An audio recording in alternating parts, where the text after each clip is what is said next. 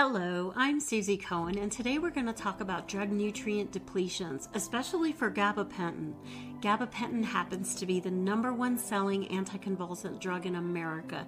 The brand name is Neurontin. Some people take this prescription medicine even though they don't suffer from epilepsy because it helps with pain, neuropathy, and insomnia.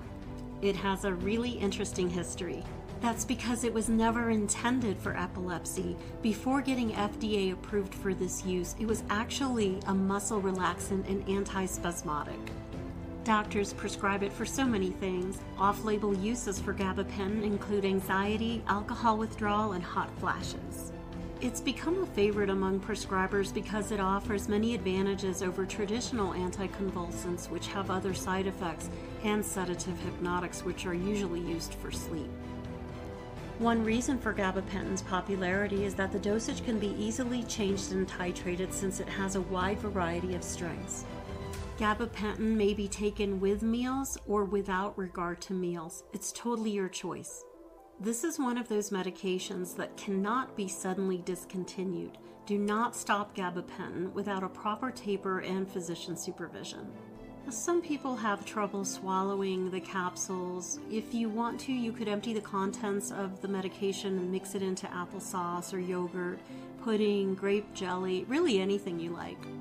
Don't crush or break capsules if your formula is long-acting or sustained release. If you're not sure what you take, call your local pharmacist. Many people who take gabapentin experience side effects, and these side effects can be attributed to drug nutrient depletions.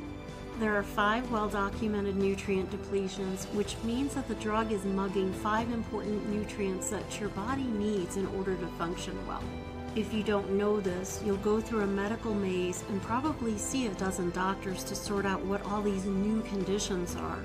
In other words, gabapentin is a drug mugger of 5 nutrients that may lead to side effects, which look like new diseases. Let's go over those now.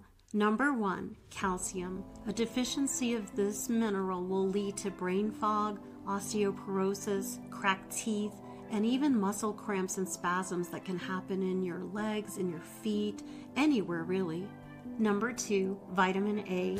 Taking gabapentin for a long time will lead to a depletion of vitamin A, and this can lead to all kinds of eye problems, particularly blurry vision and poor nighttime vision. You might also catch cold more frequently. Number 3, zinc deficiency. Taking gabapentin for a long time can cause a reduction in zinc, which shows up as hair loss, irritability, and symptoms of hypothyroidism. Number 4, B-complex deficiency. When you run out of the Bs, you're pretty tired, so you'll have chronic fatigue. You might also have high homocysteine and pins and needle sensations in your feet. This is termed neuropathy. Number 5, vitamin D deficiency. Taking gabapentin for a long time can lead to a deficiency in this nutrient, which really will cause all kinds of immune system challenges, as well as joint pain and swelling and osteoporosis. Now that we've gone over the 5 most important nutrient depletions of gabapentin, I suppose that hearing that might lead you to think that your medication is somehow bad for you, and that's not what I am saying. I'm only explaining this so that you understand what might be happening if you started the medication and now you suddenly have some of those side effects. Knowing it is very important because now you can fix it. Restoring lost nutrients is key. If you think you're experiencing symptoms from a deficiency, the use of dietary supplements should be considered. Even though all those nutrients are sold over the counter, ask your doctor if supplementation is right for you. I do not suggest you stop your gabapentin. Discontinuation of gabapentin is a slow process and it requires a proper taper. Your doctor will write a prescription for the lower strengths as you go down in dose. But you don't have to go down in dose. Again, marrying the nutrient with the medication helps to replenish what the drug mugger stole. So if you decide to take the vitamins, never begin numerous items at once because there's just too many variables. If you have a reaction to something, you won't know which supplement caused the problem.